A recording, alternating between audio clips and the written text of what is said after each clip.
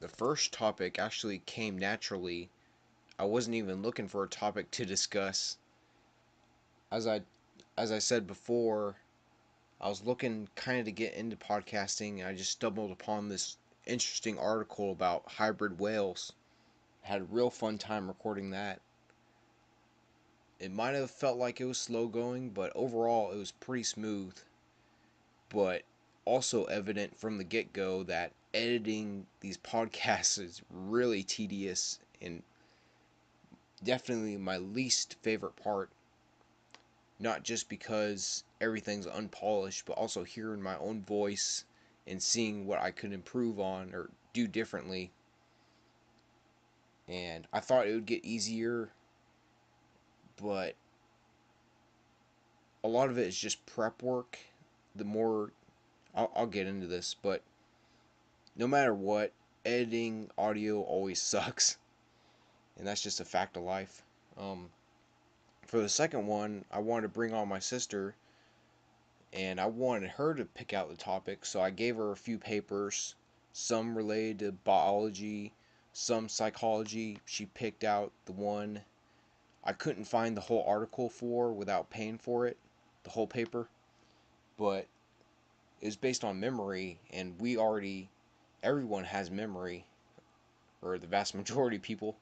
So we just kind of had a nice discussion of their findings as well as our own experiences, and I thought even just going mostly off the off the cuff, we still made a quality episode.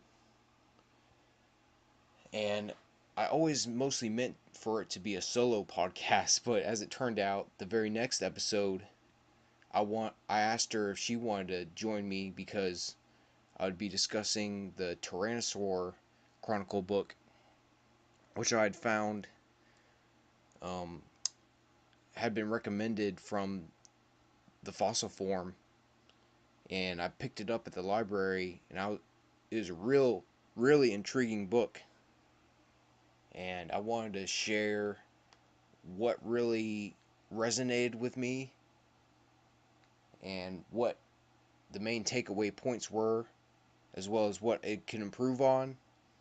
Which even from the first episode, because no paper, no work, no scientific work is perfect. So I knew it was important to not only share what it did great and the real interesting points, but also to articulate what it can improve on and what further studies could hopefully reveal. Which definitely going through college, being a science major, writing those lab reports, you have to write in the discussion what it did good, what happened for experiments, what went really good, what could be improved on, etc.,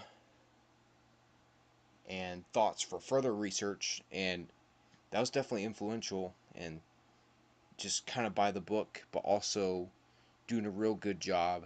And I like that kind of structure, but also keeping it interesting and fresh. That's what I always try to provide with my podcast, no matter how serious the topic is. I think it's always important to keep it interesting and don't just take things at face value. Just really be as thorough as you can, but also enjoy yourself, which maybe sometimes I can improve on. But again, maybe sometimes I'm too harsh on myself. Overall, I'm proud of all my podcasts, even if they're all not equal quality, of course. For my fourth podcast, I was really excited for this. My first podcast talking about sharks. And, as I said in the podcast, I was hoping it would be about, um, what's it called? It talking about hammerheads naturally becoming extinct, but unfortunately, the sad reality is they're getting close to actual extinction for a lot of those hammerhead sharks. And I also was searching around just randomly looking for books about modern hammerhead behavior, and why they school. And I found this book called Swimming with Hammerhead Sharks. And I was able to track it down at a local library, fairly local library, through the Hillsborough library system. It's really good. You can pretty much, on an online database, if it's in the system, you can track it down pretty straightforward.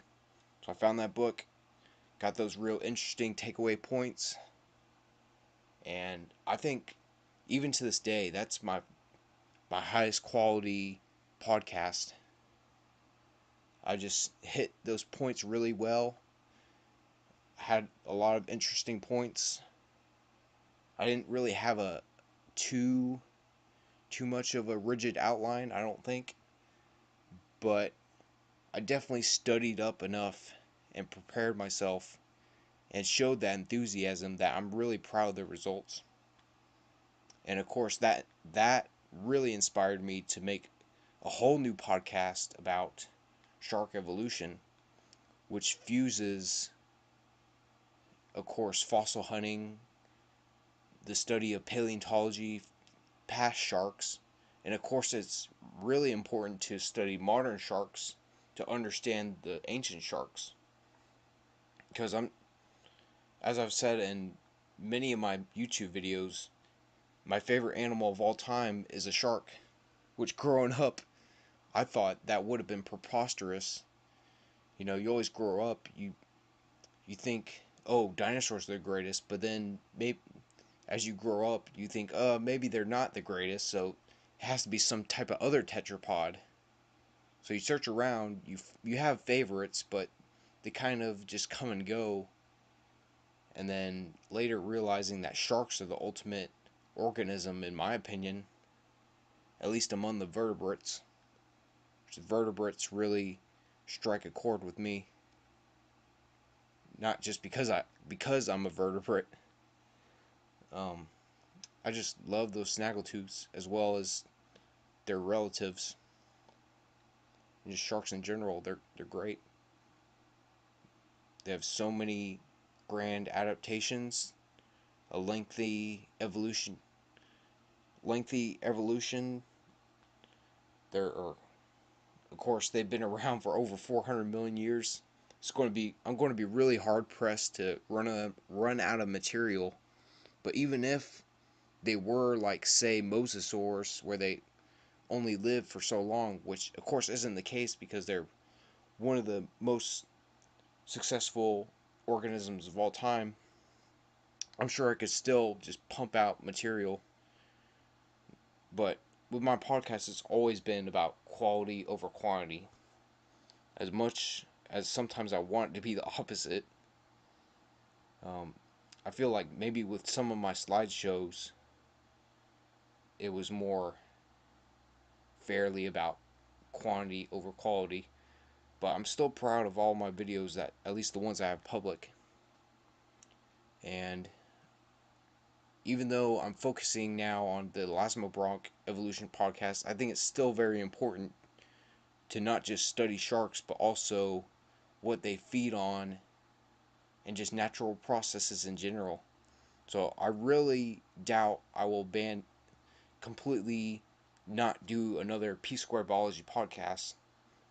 I'm sure in the future I will, but definitely for at least right now, at the end of 2018, going into 2019, I'm going to focus on building my beloved Elasmobronch Evolution podcast, at least for the time being.